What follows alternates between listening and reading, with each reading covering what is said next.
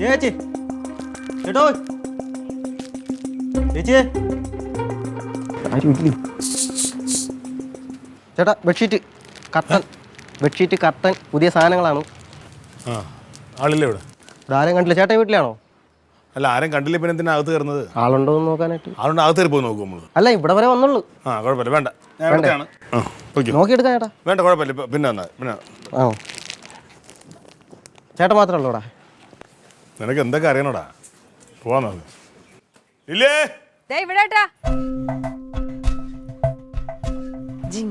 ഇവിടെ വായി നോക്കാൻ പോയടാ ഞങ്ങള്. പിന്നെ വീടും തുറന്ന് മലത്തിട്ടിട്ട് എവിടെ വായി നോക്കാൻ പോയെന്ന്?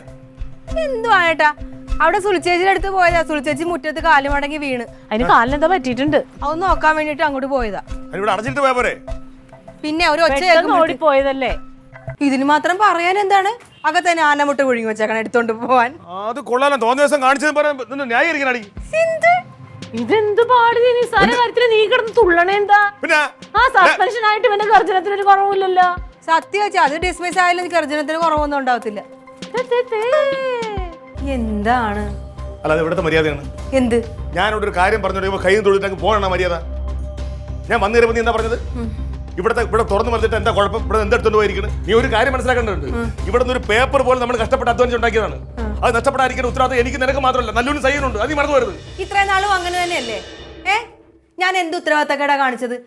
എന്നും ഡാൻസ് ക്ലാസ്സിൽ പോകുമ്പോഴത്തേക്ക് ഞാൻ ഇടക്കിടക്ക് ചേച്ചിനെ വിളിച്ച് ചോദിക്കും, ചേച്ചി അവിടെ ആരെങ്കിലും വന്നാന്ന്. അത്ര ഉത്തരവാദിത്തം ഞാൻ കാണിക്കുന്നുണ്ട്. എന്നിട്ട് ഏട്ടൻ എന്താ എന്നെ പറ്റി പറഞ്ഞത്? എന്ത് പറഞ്ഞു? ഞാൻ വീടും തുറന്നിട്ടിട്ട് വായി നോക്കാൻ പോയെന്ന്.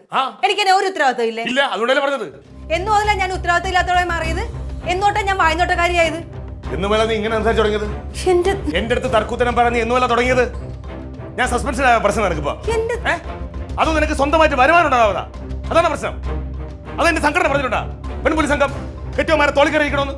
എന്റെ ഏട്ട വെറുതെ മനസ്സാവാച വിചാരിക്കാത്ത കാര്യമൊന്നും പറയരുത് കേട്ടാ. ഭയങ്കര മോശമാണിത്. എന്ത് മോശം? എന്തോന്ന് ബഹളമാടാ ഇത്? സമാധാനം ഉറങ്ങാനും സമ്മതിക്കാത്തില്ല. അമ്മ അവിടെ കിടന്ന് ഉറങ്ങിയായിരുന്നു. ഉറങ്ങിയ സമയത്ത് ആ വായി നോക്കി ഒന്ന് കഴുത്തു വറുത്ത് മാലയെ പൊട്ടിച്ചിട്ട് പോയിരുന്നെങ്കിലാ. എന്റെ പൊന്നിതിപ്പോ അങ്ങനെയൊന്നും സംഭവിച്ചില്ലല്ലോ. പിന്നെ എന്തിനാ അതിനെ പറ്റി ഒരു കാര്യം സംഭവിക്കുന്നതിന് മുമ്പ് ചിന്തിക്കണം നമ്മള്. അതാണ് വേണ്ടത്. അങ്ങനെ വരാതിരിക്കാൻ നോക്കണം. വന്നിട്ടല്ലേ പിറകെ ഓടേണ്ടത്. എന്റെ പൊന്നോ, മുൻകരുതലെടുക്കുന്ന കുറെ പോലീസുകാര്. എന്നിട്ട് ഈ നാട്ടില് മോഷണവും നടക്കണില്ല, പിടിച്ചുപറിയും നടക്കണില്ല, ഒന്നും നടക്കണില്ല.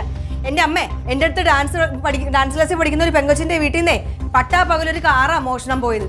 അത് റിമോട്ട് കൺട്രോൾ ഗേറ്റുള്ള വീട്ടിൽ നിന്ന്. അപ്പോഴാ എന്നിട്ട് ഭയങ്കര മുൻകരുതലെടുക്കുന്ന കുറെ പോലീസേമാര്. അതിന് എവനെ പറഞ്ഞെന്തിന്? ഇവൻ സസ്പെൻഷനിലല്ലേ?